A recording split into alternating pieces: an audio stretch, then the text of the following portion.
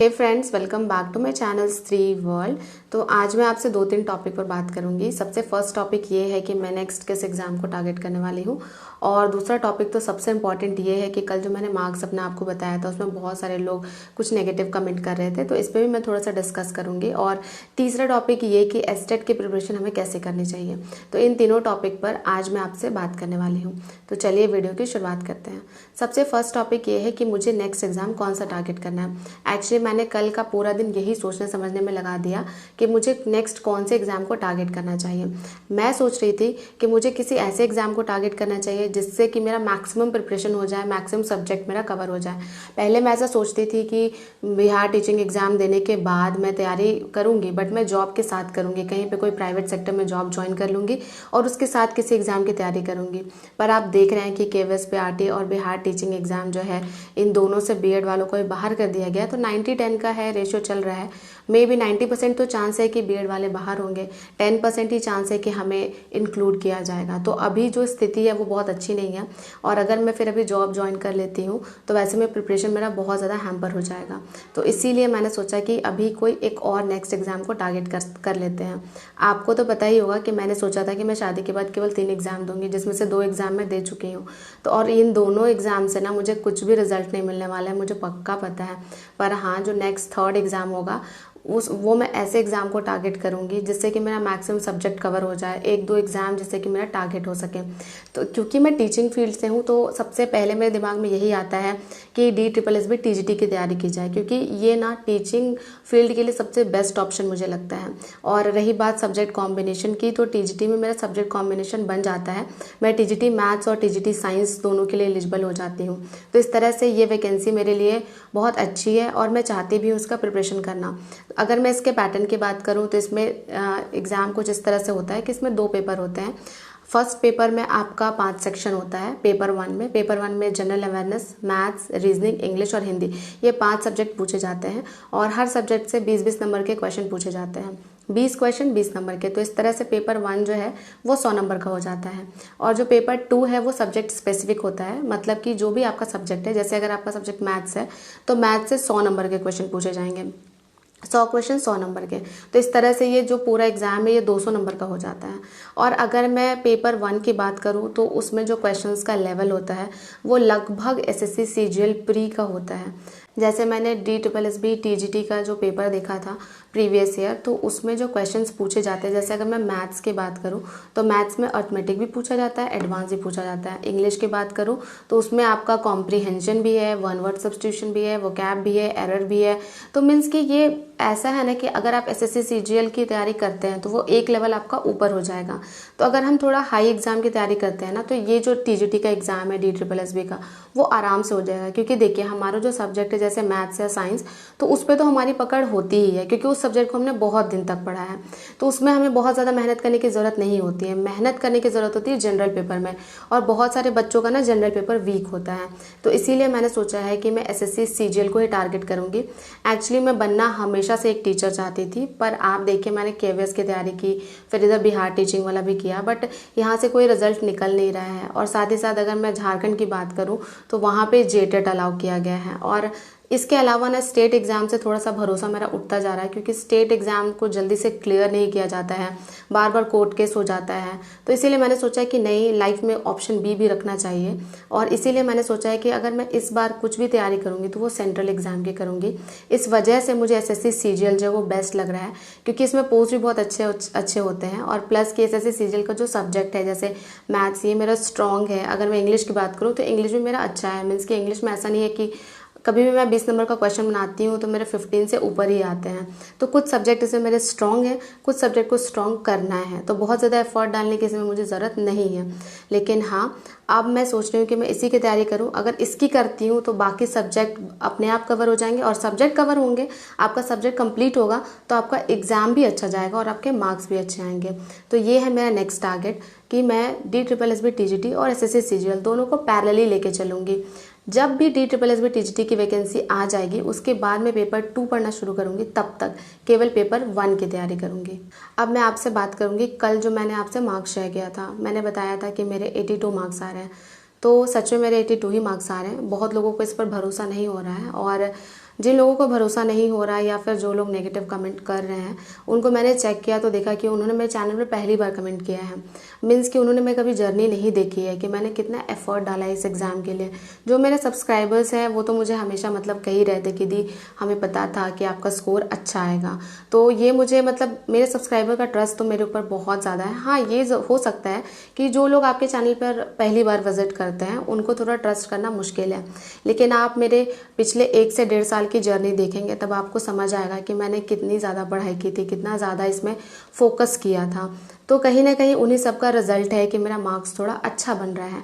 और मैं आपको यही कहूँगी कि जिनको ट्रस्ट नहीं है उनके लिए मैं अपना स्कोर कार्ड ज़रूर शेयर कर दूँगी, क्योंकि देखिए बीपीएससी भी सुनते हैं कि 1 महीना के अंदर स्कोर कार्ड रिलीज़ कर देता है।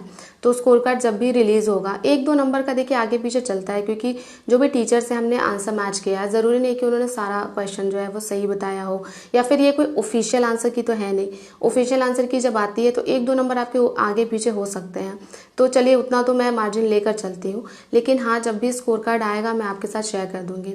और देखिए ये ना एकदम रियल लाइफ एग्जाम्पल है कि लाइफ में ना जब आप आगे बढ़ते हैं, कुछ अच्छा करते हैं, तो आपको पीछे खींचने वाले बहुत ज़्यादा लोग होते हैं।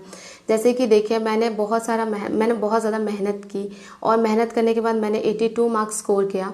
तो कुछ लोगों को लग रहा है कि ये झूठ बोल रही है, ऐसा हो ही नहीं सकता है। और अगर मान लीजिए मेरे 50 से 60 मार्क्स आ जाते ना, तो कुछ लोगों को ये लगता है कि ये तो बड़ा 10-10 घंटा पढ़ती थी और इसके 50 से 60 ही नंबर बन रहे हैं। तो मुझे ऐसा लगता है कि पीपल का ओपिनियन अलग अलग होता है, हम सबको खुश नहीं कर सकते हैं। मैटर ये करता है कि आप अपने स्कोर से खुश हैं या नहीं। आपने जो मेहनत की थी उसका अगर आपको रिजल्ट मिल रहा है तो आपको बहुत अच्छा लगेगा। इसलिए मैं आपको भी कहती हूँ कि लोगों का काम है कहना, आप अच्छा करेंगे तो भी बुरा बोलेंगे, बुरा करेंगे तो भी बुरा बोलेंगे। तो इसीलिए अपने ऊपर ट्रस्ट रखिए। अगर आप हर दिन पढ़ते हैं ना तो आपका सब्जेक्ट कंप्लीट होगा। आप किसी सब्जेक्ट में मेहनत करेंगे, आप उस सब्जेक्ट को एक ना एक दिन ज़रूर मास्टर करेंगे, और जैसे जैसे आपका सब्जेक्ट कंप्लीट होगा वैसे वैसे आपके रिजल्ट भी आएंगे। लोग आप पे ट्रस्ट नहीं करेंगे, मे भी ऐसा हो सकता है, बहुत बार ऐसा होगा आपकी लाइफ में, पर आपको उससे ज़्यादा टेंशन नहीं लेना है, लोगों की बातों पर ध्यान नहीं देना है। तो बस स्कोर कार्ड से रिलेटेड मुझे यही बात आपसे कहनी थी कि जो भी मेरे सब्सक्राइबर्स हैं, जो मेरे पे ट्रस्ट करते हैं, मुझे पता है कि वो मुझे बहुत ट्रस्ट करते हैं, और मैं कभी भी आपसे झूठ नहीं बोलती हूँ। अगर आप मेरे चैनल को देखेंगे पीछे जाके तब आपको समझ आएगा कि मैंने बहुत ज़्यादा मेहनत की थी। और बस मैं आपको यही कह सकती हूँ कि जिनको ट्रस्ट नहीं हो रहा कोई बात नहीं, जब स्कोर कार्ड आप असली में देख लेंगे तब शायद आपको ट्रस्ट हो जाए। अब तीसरा टॉपिक ये है कि बहुत लोग ये बोल रहे थे कि दी एस्टेट की प्रिपरेशन कैसे करेंगे आप। तो देखिए मैं अपनी बात अगर करूँ तो मैं यहाँ पर मैथ्स के लिए एलिजिबल होती हूँ, और इसका पैटर्न कुछ ऐसा है कि 100 क्वेश्चन आपका सब्जेक्ट से आएगा, और 50 क्वेश्चन जो है वो टीचिंग एप्टीट्यूड से, और अन्य दक्षता मीन्स कि आपका रीजनिंग भी डाल सकता है इसमें, जीके भी डाल सकता है। तो 50 क्वेश्चन आपके अदर्स से आएंगे। तो अगर मैं 100 क्वेश्चन की बात करूँ तो मैथ्स का है, और मैथ्स का जो मैंने सिलेबस देखा था वो बिल्कुल एनसीईआरटी है, सीबीएसई बोर्ड का। 8th 9th और 10th का पूरा चैप्टर जो है लाइन वाइज लिखा हुआ है।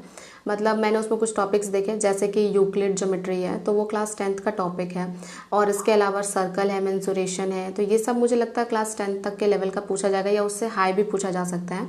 पर मैथ्स मेरा स्ट्रॉन्ग सब्जेक्ट है, मैं आपको हमेशा कहती हूँ। और कल जो मेरा एग्ज़ाम हुआ था ना बिहार टीचिंग एग्ज़ाम का, उसमें मेरा मैथ्स केवल एक ही रॉन्ग हुआ है, बाकी सारे मैथ्स मेरे सही हुए हैं। तो इसलिए मुझे लगता है कि मैथ्स के लिए मुझे कुछ स्पेसिफिक बहुत ज़्यादा तैयारी करने की ज़रूरत नहीं है। अगर मैं एसएससी सीजीएल का मैथ्स सॉल्व करूँगी तो मुझे लगता है कि ये भी मेरा मैथ्स हो जाएगा। और रही बात टीचिंग एप्टीट्यूड, रीजनिंग और जीके की, तो टीचिंग एप्टीट्यूड जो है वो हिमांशी मैम से मैंने बहुत पहले पढ़ा था, तो वो मैं जब भी एग्ज़ाम होगा मतलब उससे 1 वीक पहले पढ़ लूँगी। तो मेरी तो बस यही स्ट्रैटेजी रहेगी, और कुछ ऐसा मैं स्पेसिफिक बहुत ज़्यादा नहीं पढ़ूँगी स्टेट के लिए। हाँ, लेकिन अगर आप कुछ नहीं जानते हैं स्टेट के बारे में तो मैं आपको यही कहूँगी कि आप एक बैच परचेज कर लीजिए। जो भी टीचर आपको अच्छा लगता है, किसी भी टीचर का आपको समझ आता है तो आप वहाँ से बैच परचेज करके पढ़िए। क्योंकि जब अगर आपका टारगेट सिर्फ और सिर्फ एस्टेट है तो आप एस्टेट का बैच परचेज कर लीजिए। क्योंकि जब हम बैच से पढ़ते हैं तो सीक्वेंस में पढ़ते हैं, और बहुत सारे डाउट्स क्लियर होते हैं, बहुत सारा कॉन्सेप्ट हमारा सही होता है। और कॉन्सेप्ट जब हम सीख लेते हैं ना तो फिर एक बार आपको कॉन्सेप्ट समझ आ गया तो फिर क्वेश्चन आपको कैसा भी पूछा जाए आप उसका आंसर कर ही देंगे। और अगर आप बैच से पढ़ते हैं तो मुझे लगता है कि 70 to 80% आपका प्रिपरेशन बैच से ही बहुत अच्छे से हो जाता है। बाकी 20% तो आपको प्रैक्टिस सेट लगाना है, खुद से रिवीजन करना है, इस पर डिपेंड करता है। तो जिनको कुछ नहीं आता है, आप सबसे अच्छा कीजिए कि आप बैच परचेज कर लीजिए। और जिनका जैसे मेरे जैसा है कि मैथ स्ट्रांग है या फिर और कोई अदर सब्जेक्ट स्ट्रांग है, तो आप सेल्फ प्रिपरेशन भी कर सकते हैं, क्योंकि आजकल यूट्यूब में ना कंटेंट की कमी नहीं है, बहुत सारे टीचर फ्री में पढ़ाते हैं, तो आप उनको भी रेफर कर सकते हैं। तो इस तरह से, और एक चीज़ इंपॉर्टेंट है कि एस्टेट के लिए ना आप हर दिन एक एक सेट भी बनाते रहिएगा। सेट बनाने से बहुत सारे क्वेश्चन सेट से भी आते हैं कभी कभी। तो बस ये सारी स्ट्रैटेजीज आप फॉलो करेंगे तो एस्टेट की प्रिपरेशन आपकी अच्छे से हो जाएगी। इसके अलावा मैं आपको ये कहूँगी कि आप कभी भी ना ये सोच कर मत चलिएगा कि मैं किसी कोचिंग का नोट्स पढ़ लूँगी या पीडीएफ प्रोवाइड कर दिया जाएगा लास्ट में, उसको बस लर्न कर लूँगी तो मेरा एस्टेट निकल जाएगा। ये सबसे बड़ी गलती है। ये एक्चुअली में क्या होता है ना, फिर से इसके अलावा आप ये मत सोचिएगा कि आप किसी कोचिंग का या फिर नोट्स या पीडीएफ एंड में पढ़ लेते हैं, रट जाते हैं, तो वहाँ से क्वेश्चंस आ जाएंगे और आपका एस्टेट निकल जाएगा। ऐसे नहीं होता है। हाँ, 10 से 20 क्वेश्चन आपको मिल जाएंगे, पर ऐसा कभी नहीं होता है कि कोई एग्जाम 100 नंबर का है तो 100 के 100 क्वेश्चन उस पीडीएफ से आ जाए। ऐसा नहीं होता है, आजकल तो बिल्कुल भी नहीं होता है। हाँ, इसके लिए ज़रूरी ये है कि आप अपना कॉन्सेप्ट बिल्ड करें। अगर आपका कॉन्सेप्ट क्लियर रहेगा ना, तो क्वेश्चन टफ भी रहेंगे तो आप उसका आंसर कर पाएंगे। लेकिन आपका कॉन्सेप्ट है ही नहीं, आप सिर्फ एंड में पीडीएफ खरीद के रट रहे हैं, पढ़ रहे हैं, तो वहाँ से ना फिर आपका क्वेश्चंस नहीं मैच करेगा। और हो सकता है कि जो आप लर्न कर रहे हैं वो आपको अच्छे से लर्न भी ना हो, एग्जाम में जाके आप भूल भी जाएं।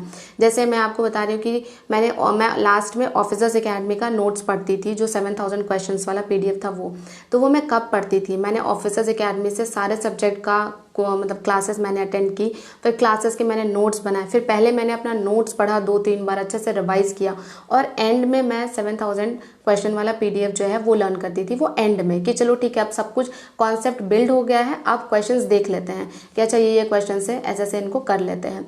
तो आप भी यही स्ट्रैटेजी को फॉलो कीजिए। आपका जो भी सब्जेक्ट है, जो आपको क्लास में पढ़ाया जाता है, या फिर जो एनसीईआरटी एससीईआरटी की बुक्स होती हैं, वहाँ से पढ़ के अच्छे से अपना एक बोलते हैं ना डेप्थ में नॉलेज गेन कीजिए। और जब आप नॉलेज गेन कर लेते हैं तो उसके बाद पीडीएफ पढ़ना भी आपके लिए ईजी रहेगा, क्योंकि उसके बाद ना जैसे क्वेश्चंस को आपको रटना नहीं रहेगा। आप क्वेश्चन देखेंगे और आपको समझ में आएगा कि अच्छा इस टॉपिक को मैंने यहाँ पे पढ़ा था और यहाँ से रिलेट करके ये क्वेश्चन दिया गया है।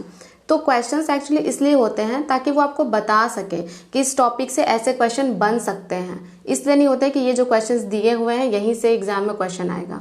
तो बस मैं आपको यही कहूँगी कि अगर आप कोई बैच परचेज करते हैं, यूट्यूब क्लासेस लेते हैं या फिर खुद से प्रिपेयर करते हैं, तो पहले अपने कॉन्सेप्ट पर कमांड कीजिए। आपका कॉन्सेप्ट अगर क्लियर है तो मुझे लगता है कि एस्टेट बहुत टफ नहीं होगा आपके लिए। तो बस आज की वीडियो में इतना ही। मिलती हूँ आपसे कल से एकदम प्रॉपर स्टडी व्लॉग के साथ, क्योंकि मैंने पढ़ना तो शुरू कर दिया। आपको तो पता ही होगा कि मैं बहुत ज़्यादा टाइम अपना वेस्ट नहीं करती हूँ, और स्पेशली अब जो मैंने एग्ज़ाम टारगेट किया ना, वो कोई इजी एग्ज़ाम नहीं है। लगभग 50 से 60 लाख लोग उसको फिल करते हैं, वहाँ पर उतने लोगों से मुझे कॉम्पीट भी करना होगा। और साथ ही साथ आपको पता ही है कि मैं एक हाउसवाइफ हूँ, तो बहुत ज़्यादा टाइम डिवोट नहीं कर पाती हूँ। फिर भी मैं अपना बेस्ट देने की कोशिश करूँगी और अपने हर वीडियो से आपको मोटिवेट करने की कोशिश करूंगी। आज मैं आपसे चाहती हूँ कि आप सब जितने लोग मुझसे बहुत ज़्यादा प्यार करते हैं, कमेंट में एक रेड हार्ट ज़रूर सेंड कीजिएगा।